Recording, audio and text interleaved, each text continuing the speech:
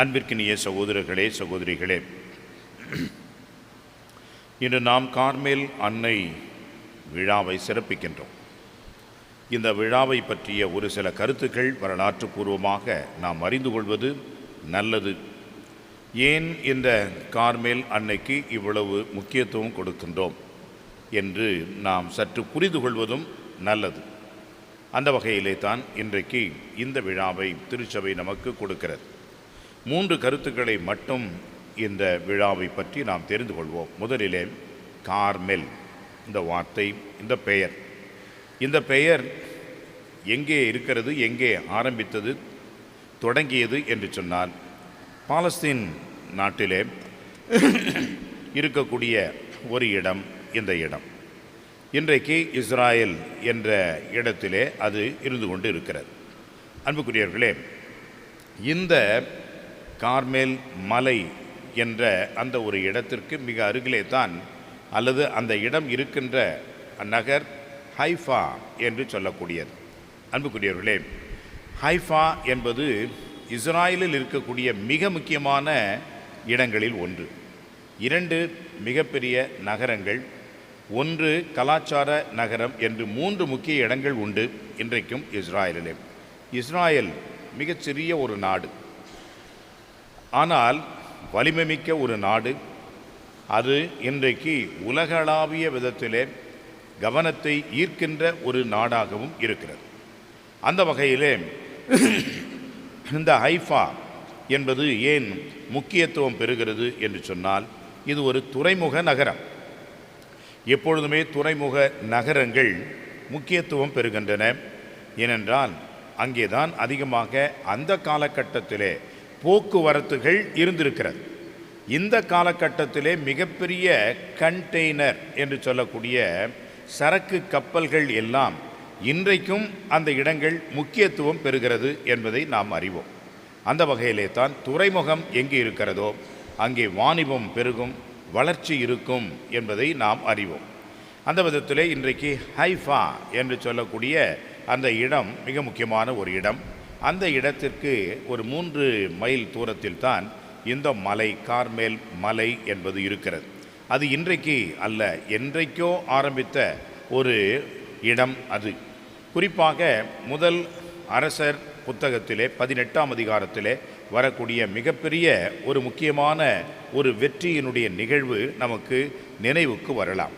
எலியா இறைவாக்கினர் பாவால் இறைவாக்கினர்களோடு அவர் போட்டியிடுகின்றார். அப்படி என்றால் உண்மை கடவுள் யார், இதை அவர்கள் அறிந்து கொள்ள வேண்டும். இதை எப்படி நாம் மெய்ப்பிப்பது என்பதுதான் அவர்களிடையே ஏற்பட்ட ஒரு போட்டி. அப்பொழுது முதலிலே எலியா என்ன சொல்கின்றார், பாவால் இறைவாக்கினர்களை நீங்கள் ஆரம்பியுங்கள் என்று சொல்லி அவர்களுக்கு முதல் வாய்ப்பை கொடுக்கிறார். பீடத்தை கட்டுகிறார்கள், அதன் மேல் விறகு கட்டைகளை அடுக்குகிறார்கள், அதன் மேல் பலிப்பொருளை அவர்கள் வைக்கிறார்கள். காலையிலிருந்து மாலை வரைக்கும் கொய்யோ முறையோ என்று கத்தி கூப்பாடு போட்டு அவருடைய கடவுளை அழைக்கின்றார்கள். அவர்களுடைய உடைகளை எல்லாம் கிழித்து கொள்கிறார்கள். வானம் கிழிய அவர்களுடைய ஜெபம் எடுபடும் என்று நினைக்கின்றார்கள். இறுதியாக ஒன்றுமே நடக்கவில்லை, தோல்வியை தழுவிவிட்டார்கள். மாலை நேரத்திலே எலியா இறைவாக்கினர் வந்தார். அந்த பலிபீடத்தை சுற்றி மிகப்பெரிய ஒரு அகழியை அவர் வெட்டினார். அதன் பிறகு அந்த பலிபீடத்தின் மேல் இருக்கக்கூடிய அந்த பலிப்பொருள் மேல் போதுமான அளவுக்கு தண்ணீரை ஊற்றி அந்த தண்ணீர் நிறைந்த ஒரு இடமாக அதை மாற்றிவிட்டார். பிறகு வானத்தை அண்ணாந்து பார்த்தார், யாவே கடவுளிடம் வேண்டினார். அங்கிருந்து நெருப்பு இறங்கியது. அந்த பலிப்பொருளானது எரிக்கப்பட்டு இறைவனுக்கு ஏற்றதாக அது இருந்தது. எனவே பாவால் இறைவாக்கினர்கள் தோற்று போனார்கள். ஏறக்குறைய 500க்கும் மேற்பட்ட அந்த பாவால் இறைவாக்கினர்களை எல்லாம் கொன்று குவித்தார்கள் என்ற ஒரு வரலாறு இருக்கிறது.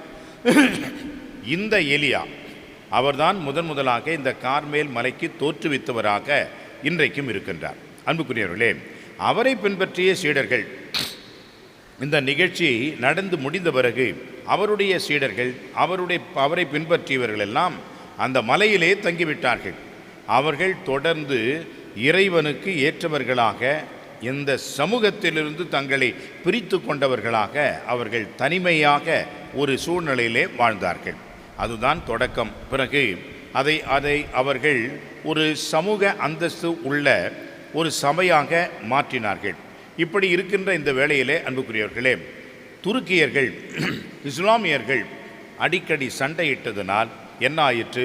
அங்கே மிகப்பெரிய கலவரம் ஆயிற்று. அந்த இடத்தை மாற்ற வேண்டும் என்று நினைத்தார்கள். அப்பொழுது ஐரோப்பியர்கள் அதிகமாக அங்கே இருந்தார்கள்.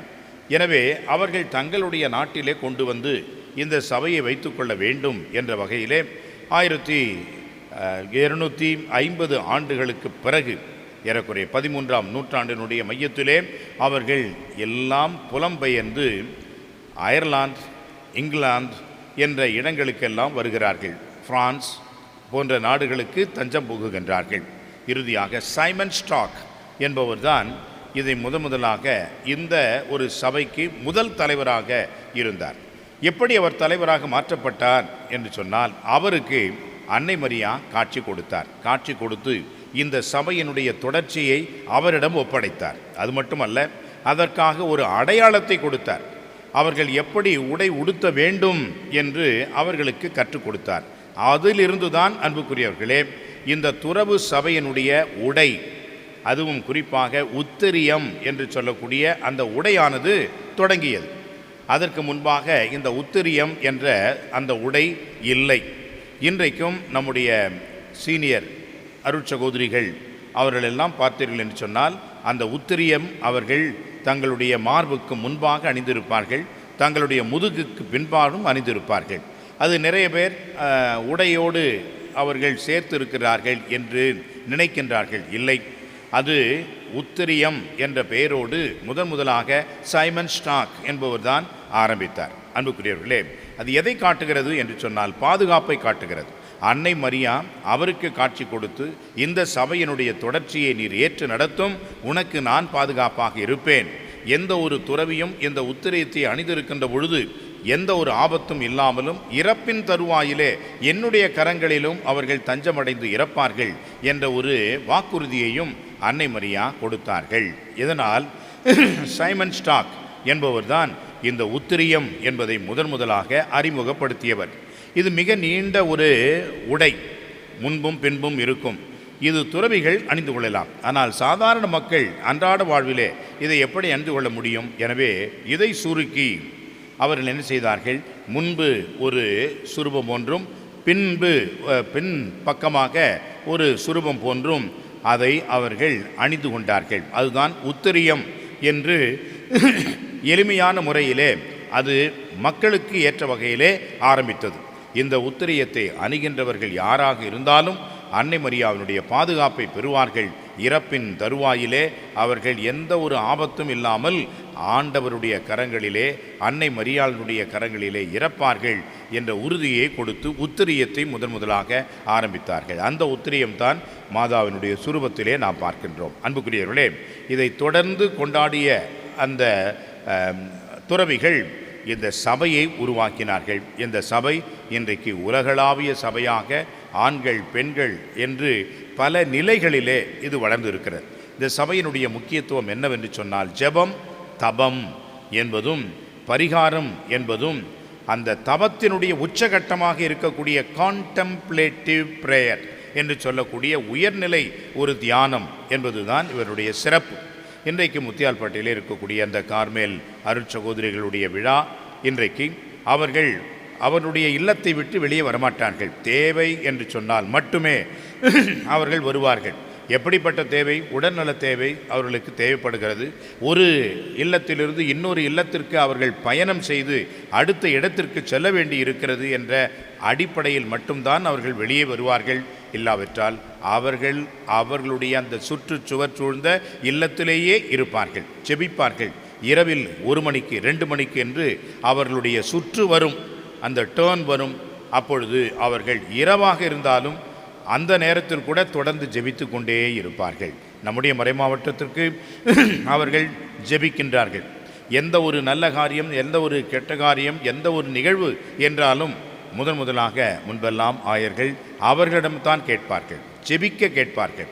ஒவ்வொரு குருவானவரும் முன்பெல்லாம் குருப்பட்டம் வாங்கியவுடன் இந்த ஃபாதருக்காக நீங்கள் ஜெபியுங்கள் என்று ஆயர் கேட்டுக்கொள்வார். அந்த ஃபாதருக்காக அவர்கள் ஜெபிப்பார்கள். நான் படிப்பு முடித்து ரோமையிலிருந்து வந்த பிறகு என்னுடைய முதல் வேலை என்ன சொன்னார்? மைக்கேல் அகஸ்டின் ஆண்டவர், போய் கர்மேல் மடத்தில் போய் நீ வேண்டிக்கிட்டு வா என்று சொன்னார். அங்கே சென்றேன். அப்பொழுதுதான் அந்த மதர் சொன்னார்கள், நீங்கள் குருப்பட்டம் வாங்கியதிலிருந்து உங்களுக்காக ஒரு அருட்சகோதரியை பிஷப் கொடுத்திருக்கிறார், ஜெபிக்க சொல்லியிருக்கிறார் என்று. யார் அந்த அருட்சகோதரி? சொல்ல மாட்டேன்னு சொல்லிட்டாங்க. ஆனால் உங்களுக்காக தொடர்ந்து ஜெபித்து கொண்டிருக்கிறார்கள் என்று சொன்னார்கள். பாருங்கள், எனக்காக நான் ஜெபிக்கவில்லை என்று சொன்னாலும் எனக்காக எத்தனை பேர் ஜெபிக்கிறார்கள். அந்த ஜெபம்தான் நம்மை தாங்குகிறது. ஜெபம் வலிமையானது, ஆற்றல் மிக்கது என்பதை உணர்ந்து கொண்டேன். அன்புக்குரியவர்களே, அத்தகைய ஒரு ஜெபத்தினுடைய முன்மாதிரியாகத்தான் இந்த கார்மேல் துறவு சபையை சார்ந்தவர்கள் இருக்கிறார்கள். எனவே நாமும் இந்த ஜெபத்தையும் தியாகத்தையும் ஏற்போம். கார்மேல் அன்னையின் அன்பு பக்தர்களாக உத்திரியம் என்ற ஒரு உபகரணம் வழியாக இறைவனுடைய பாதுகாப்பையும் பராமரிப்பையும் நிறைவோடு பெற்றுக்கொள்ள தொடர்ந்து அன்னை நமக்கு அருள் புரிவாராக. ஆமென்.